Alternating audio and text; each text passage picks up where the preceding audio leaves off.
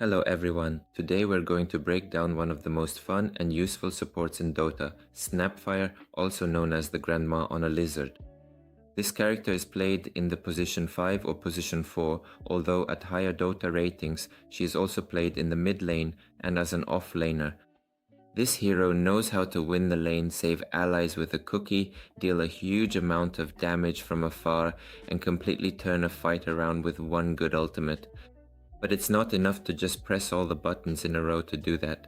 So let's break down the abilities, skill build, items, and common mistakes when playing Snapfire. Let's go. Let's start with the first ability. Snapfire fires her shotgun in front of her, dealing magic damage and slowing down enemies. The most important thing is to try to use the ability at point blank range. Enemies near Snapfire take 30% more damage and the slow becomes stronger. The second ability is Cookie, or just a cookie. Snapfire feeds a cookie to herself or an ally, after which the selected hero jumps forward. Upon landing, they deal damage and stun enemies nearby. The cookie can be used in different ways. You can toss an ally into an enemy to start a fight, you can help your carry jump over an obstacle, or you can save a teammate by pushing them out of a dangerous position. When Snapfire uses her third ability, she gains bonus attack range and rapidly fires 5 empowered shots. Each shot reduces the enemy's armor. This ability works especially well in combination with heroes who deal physical damage. And finally, the ultimate. Snapfire remains stationary and begins bombarding the selected area with fireballs. Each fireball deals damage upon impact and leaves a pool of fire on the ground, which slows enemies and continues to deal damage. During the ultimate, the direction of the fireballs can be changed with a right click. It is best to use the ultimate after your allies have applied crowd control.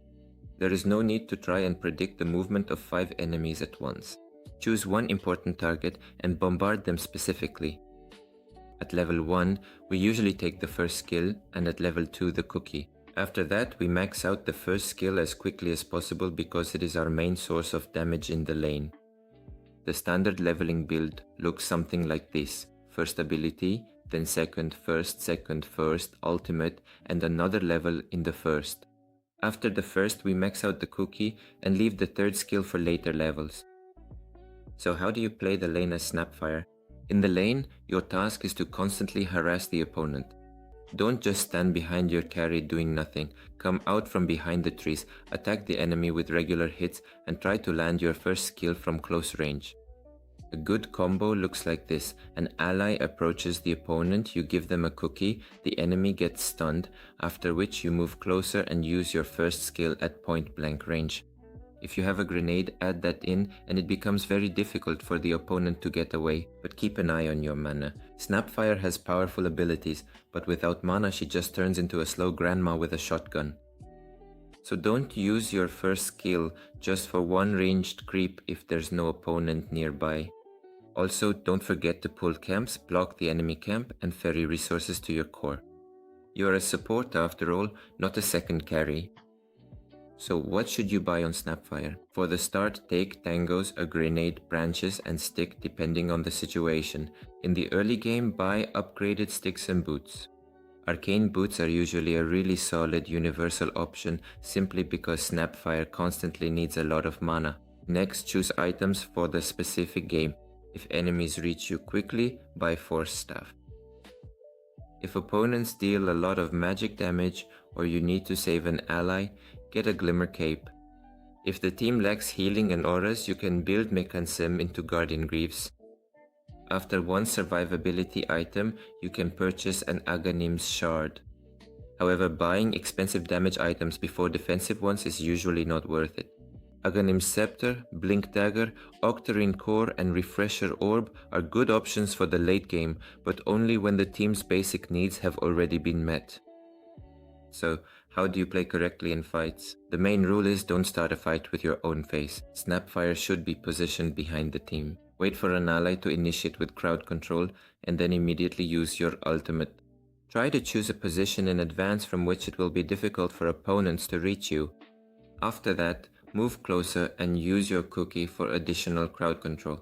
If an enemy jumps on your carry, it's not always necessary to deal damage immediately.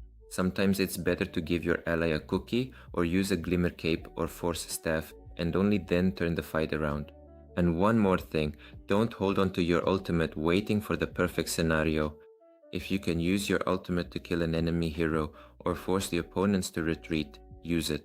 It's better to win a small fight now than to wait the whole game for a beautiful 5-man moment. The main mistake players make on Snapfire is using their ultimate too close to the opponents. The enemy will simply walk up and cancel the ability. The second mistake is using the cookie without warning. Always watch where your ally is facing. The third is buying damage items instead of force staff or glimmer cape. Snapfire is a hero about proper positioning and timely use of abilities. In the lane, pressure opponents with your first skill, use the cookie to initiate fights or save allies, and in team fights wait for crowd control before covering enemies with your ultimate. Master these simple principles and the granny will start not just baking cookies, but consistently bringing you wins. If you found this video helpful, be sure to like and subscribe to the channel. Thanks for watching and see you in the next video.